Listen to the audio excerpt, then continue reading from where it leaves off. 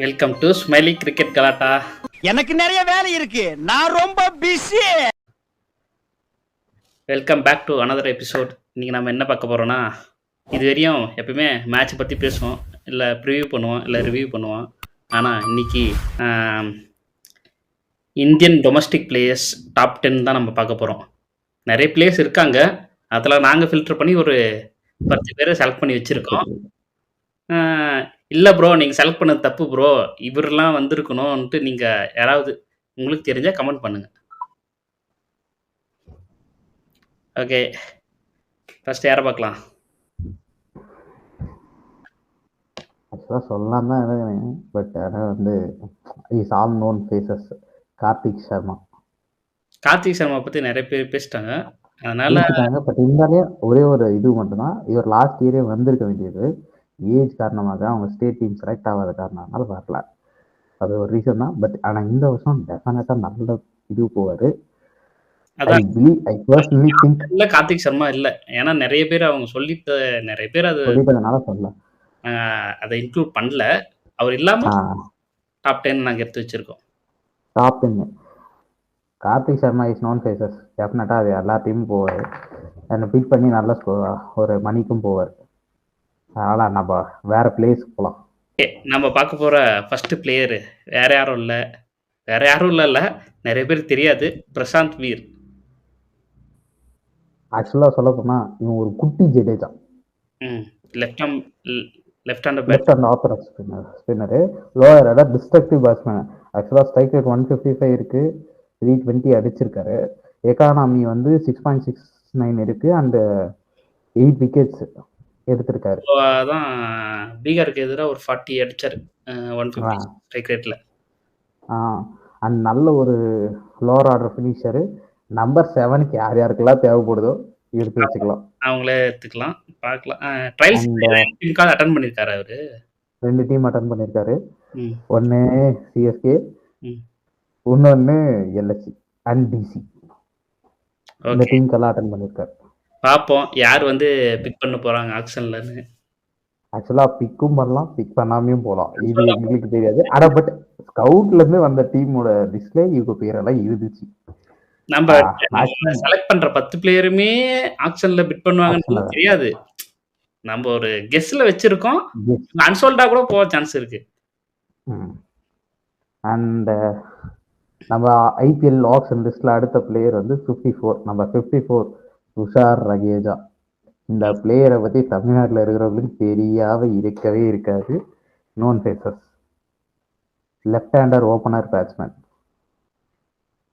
He can strikes at 170 strike rate. Power பிளேல பின்னிடுவாரு மனுஷன் போட்டா. இந்த மாதிரி இருக்கு. 2-3 டீம் ட்ரையல்ஸ் அட்டன் பண்ணியிருக்காரு. அண்ட் நல்ல ஹிட்டிங் பேட்ஸ்மேன் ஆல்சோ. மேபி அந்த ஓப்பனிங்க்கு எந்தெந்த டீமுக்கு தேவைன்னு பார்க்கணும். நீ ஒன்று நோட் பண்ணிக்கோ, பஞ்சாப்க்கு ஜாஸ் இங்கிலீஷ் இல்லை, நம்பர் 3க்கு வேணும். Jos English number 3க்கு.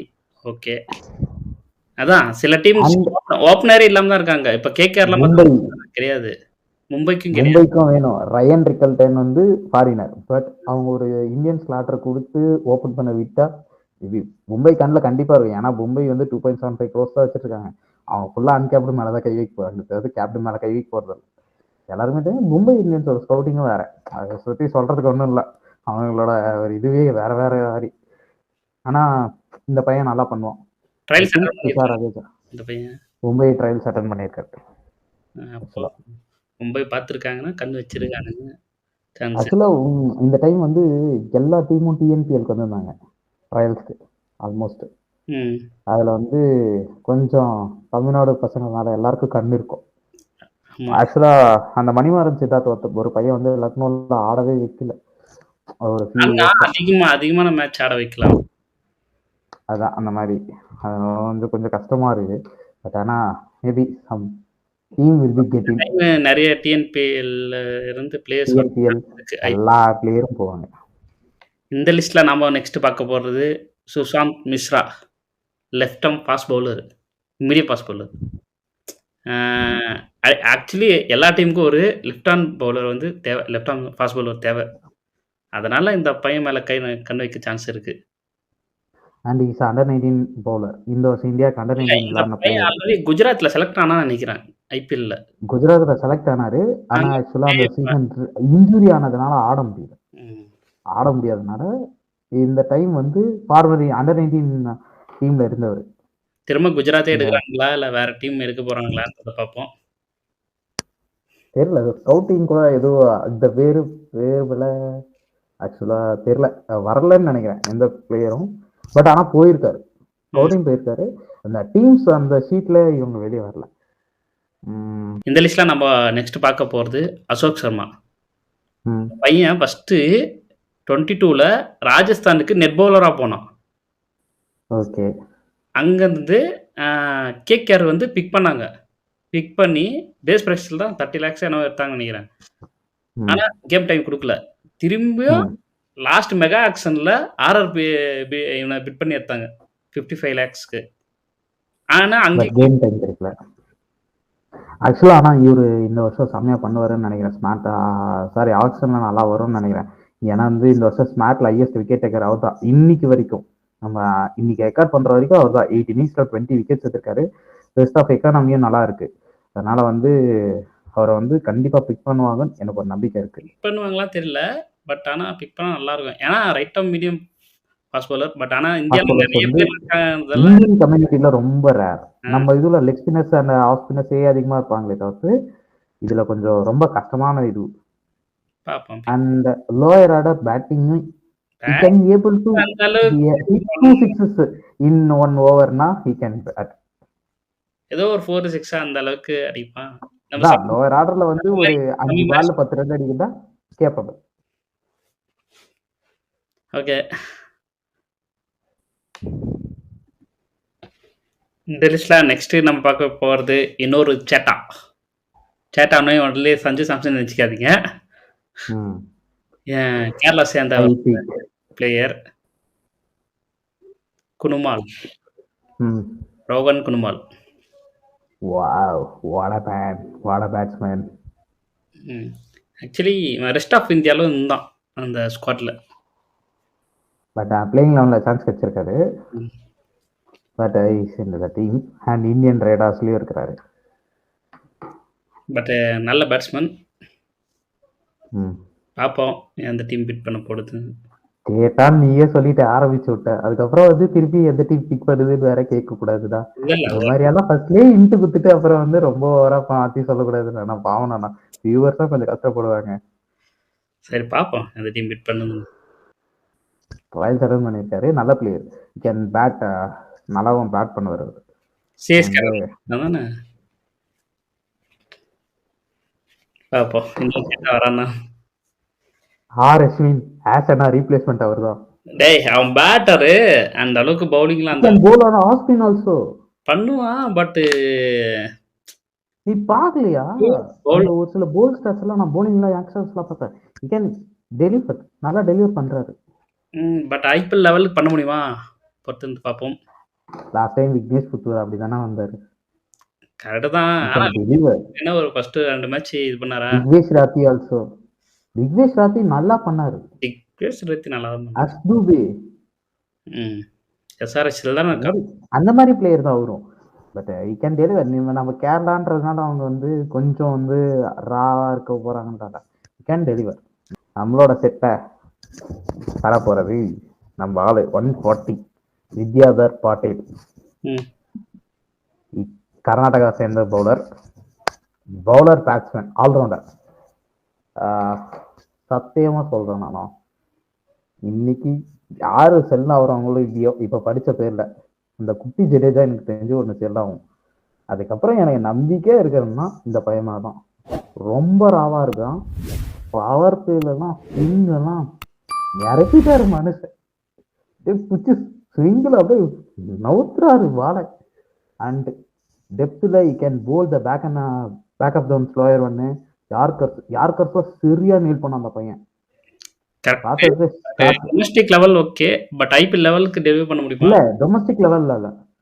கேம்ப்ஸ்ல நடந்தது. எந்த கேம்ப்னு பர்టిక్యులரா சொல்லல. கர்நாடகால தெரிஞ்சு நடக்கலையே இந்த முறை கேம்ப். கர்நாடகாவில் நடக்கலையே. ஆர்சிபி கேம்ப் கர்நாடகாவில் நடக்கல, நவி மும்பைல தான் நடந்துச்சு. அதான் செம்மையா போட்டா கர்நாடகா, பெங்களூரு சான்ஸ் இருக்கு. தெரியாது. ஏன்னா அங்க ஒரு லெஃப்ட் ஆர்ம் ஸ்விங்கர் வந்து ஆடுறது டவுட்டு.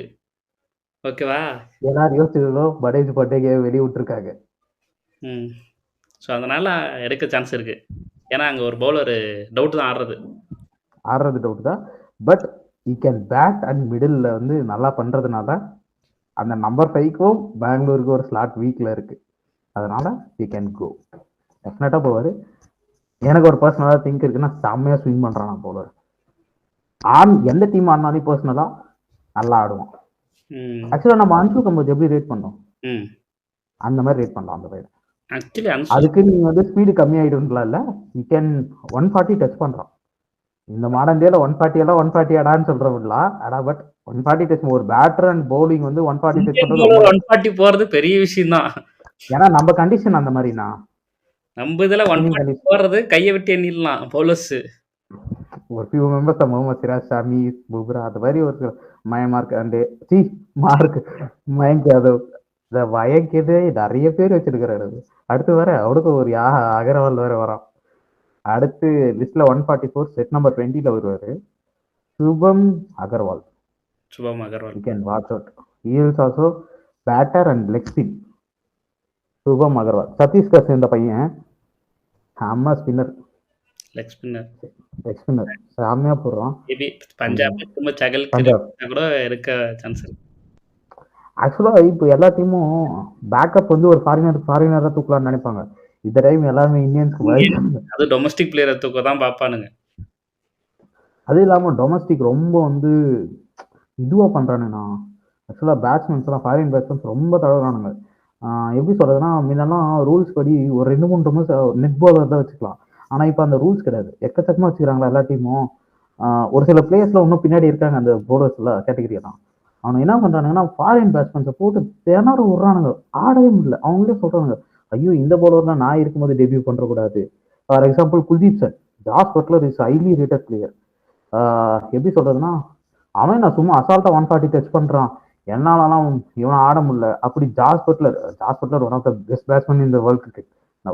அவரே வந்து திணறி இருக்காரு. அதனால வந்து அந்த மாதிரி பிளேயர்ஸ் மாதிரி வந்திருக்கான் இந்த பையன். இன்னொன்னு வந்து லெக் ஸ்பின்னர் வந்து மேட்ச் வின்னர்னு சீக்கலாம் சொல்லுவாரு. எக்ஸ்பீரியன்ஸ் ஆனா ரன்ஸ் போவாங்கண்ணா, ஆனா பொட்டன்ஷியல் மேட்ச் வின்னர்ஸ் அவனுக்கு தான். பேட்ச் விடர்ஸ், பொட்டன்ஷியல் பேட்ச் விடர்ஸ்.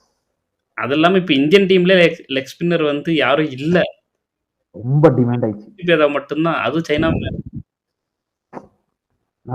நீ என்ன சொல்லிட்ட, டொமஸ்டிக்ல வச்சிருக்காரு பாரு, சைனா வச்சுக்கலாம். இப்ப இந்தியன் டீமுக்குள்ள ஐபிஎல்ல சான்ஸ் கிடைச்சதா உள்ள வரது சான்ஸ் இருக்கு. சரியா திணறானுங்க நம்ம பசங்க.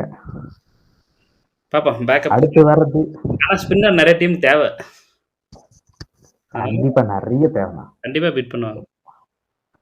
ஆக்சுவலா எந்த டீமுக்கு தேவையில்லைன்னு சொல்ல முடியாது, ஆல்மோஸ்ட் எல்லா டீமுக்கும் தேவை எக்ஸப்ட் மும்பை. மும்பை தவிர மீதி எல்லாருக்குமே தேவை. டீம் செட் ஆகுது அவங்களுக்கு. ஐயோ மும்பைல அந்த 2 ஃபாரின் ஸ்பின்னர்ஸை பார்த்தாவே பயமாகுது, அல்லா கசன்பரும் மிசல் சாண்ட்மர். இது பார்த்தாத மயன் மார்க்கெட் இந்த வருஷம் நல்ல ஃபார்ம் வைக்கிறார் ஸ்மார்ட்ல. எதுக்கு ட்ரேட் பண்ணாங்கன்னே தெரியல, கல்கத்தா தேவையில்லாத ட்ரேட். அது வேற மும்பை பார்த்தாவே அந்த 2.5 கோடி இல்லைன்னா இன்னும் ஆப்பு வைக்கிறதுக்கு எத்தனை வர போறாங்களோ தெரியல, அது வேற யோசிச்சிருக்கிறேன். பட் ஆனா மேட்ச் எல்லாம் செம்மையா இருக்கும். அது வருஷம் இது வருஷம் உறுதி. என்டர்டைன்மெண்ட்டுக்கு பஞ்சம் இருக்கு அந்த டைம். என்டர்டைன்மெண்ட் சத்தியமா பஞ்சம் இருக்கு. 70 நாள் திருவிழாதான் ஐபிஎல் ஃபேன்ஸ்க்கு.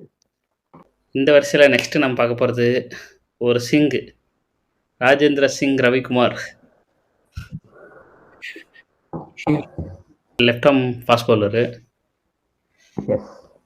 பார்ப்போம் திரும்ப. ஆனால் ஆல்ரெடி இருக்கானுங்க மொஹ்சின் கான், அந்த மாதிரி நிறைய பிளேயர்ஸ் இருக்கிறதால இவனுங்களுக்கு திரும்ப பிட் பண்ணுவாங்கன்னு தெரில.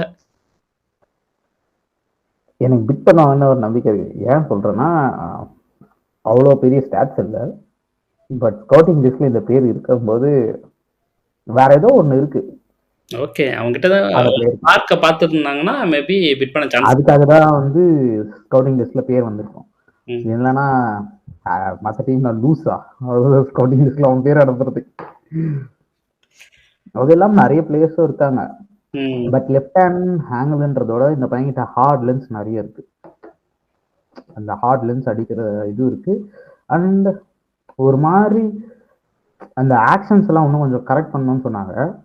மேபி ஐபிஎல் அந்த ஒரு மாசம் டைம் இருக்குல்ல, ப்ரீ கேம்ப் ஸ்டார்ட் ஆகும்ல, அப்போ மேபி த கோச் அந்த யார் அந்த பவுலிங் டீம் கூட கோச் இருக்காரோ, மேபி கல்கத்தா பிராவோ மென்டர் வேற, பவுலிங் கோச்சும் வேற. அதனால ம். பார்க்கலாம். சரி நம்ம நல்லா போறோம். Player to watch out.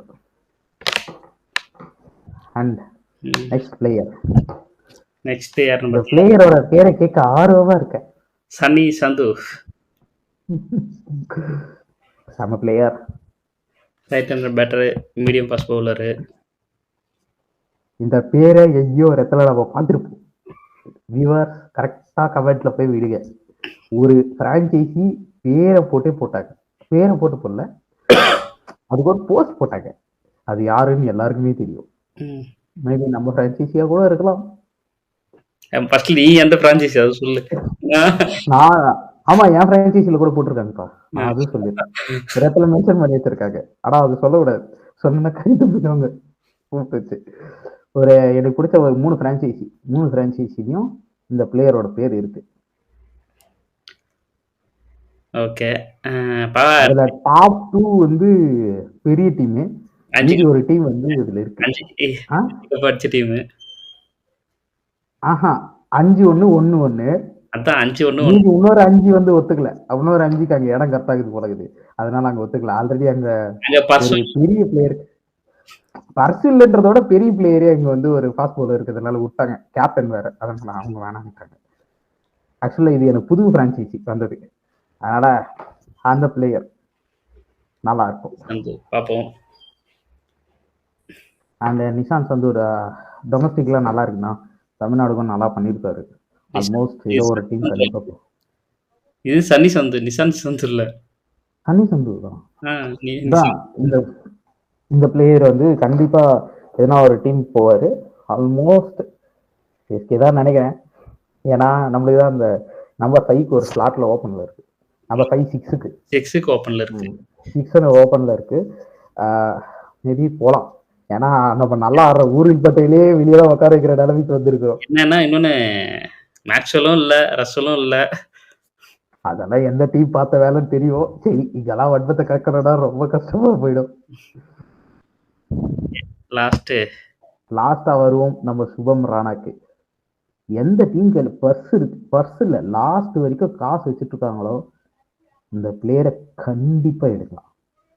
Set number 39ல வராரு. Set number 39. ஏன் இந்த பிளேயர் அவ்வளோ டிமாண்டுனா, one of the class batsman in pure hitter in spin in now world cricket. Henry Klaasen ஸ்டேட்மெண்ட்டாவே சொல்லிட்டாரு, ஐயோ என்னால இந்த பையனை ஆட முடியலடாப்பா சாவி. லாஸ்ட் இயர் நெட்ஸ்ல எஸ்ஆர்எஸ்ல போட்டு உரிச்சுட்டுக்கிறாரு வருஷம் ஹென்ரி கிளாஸ். எப்பா சாமி என்னை விட்டுறா. கூப்பிட்டு 5-6 முறை ஹென்ரி கிளாஸ்னே விளையாட விட்டுக்கிறாரு. ஐயோ அந்த பையன் என்னால பிக்கே பண்ண முடியல. அவன் என்ன அப்படி திருப்புறான் இப்படி திருப்புறான். இந்தியன் நூர் அஹமத். ஆமா கரெக்ட். சைனாமன் ஸ்பின்னர் இல்லைன்னு சொன்னீங்களே, chinaman spinner one of the most intelligent guys.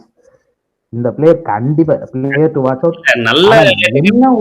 நல்ல ரேட்டுக்கே போவோம் பர்ஸ் வச்சுட்டு இருக்கவங்க. ஆனா ஒரே ஒரு தப்பு என்னன்னா, பிசிசிஐ இவனை தூக்கி ஃபர்ஸ்ட் செட்ல இல்ல செகண்ட் செட்ல போட்டிருக்கணும். 39th செட்ல வரான். லாஸ்ட் ஆல்ரவுண்டர் கேட்டகரியில வரான் பையன். ஒண்ணுதான் பிரச்சனை. ஆனா கரெக்டா எனக்கு இந்த பிளேயர் தான் வேணும்னு வச்சு பர்ஸ வச்சிருந்தானுங்கன்னா கண்டிப்பா இவன் எடுக்கலாம். இல்ல நான் டாப் 20ல மொத்தத்தை காலி பண்ண போறேன்னா waste of time. Prithvi Shaw இவங்களுக்கு எல்லாம் போறவங்களுக்கு எல்லாம் இந்த பிளேயர் மாதிரி நல்ல பிளேயர்ஸே கிடைக்க மாட்டான். டெஃபினட்டா அவன் தான். ஆக்சுவலா Henry Klaasen one of the best player in spin world கிரிக்கெட்ல. அவனாலே முடியுதுன்னு சொல்லிருக்கான். அந்த அளவுக்கு ஃபார்ம்ல இல்ல. லாஸ்ட் இயர் ஐபிஎல் முன்னாடி ஐபிஎல்னா அவங்க சாம்பியன்ஷிப் முன்னாடி வந்த டைட்டில் தான். லாஸ்ட் இயர்ல அதுக்கு முன்னாடி வந்த ஐபிஎல்ல லாஸ்ட் இயர் சிஎஸ்கேவோட நெட்ஸ்ல இருந்தாரு இவரு. இந்த பிளேயரு பாப்போம். அதனால ரொம்ப ஹையா ரேட் பண்ணலாம். இந்த பிளேயர் டெஃபினட்டா போவாரு. I personally feel this player is going to next future star of Kuldeep Yadav.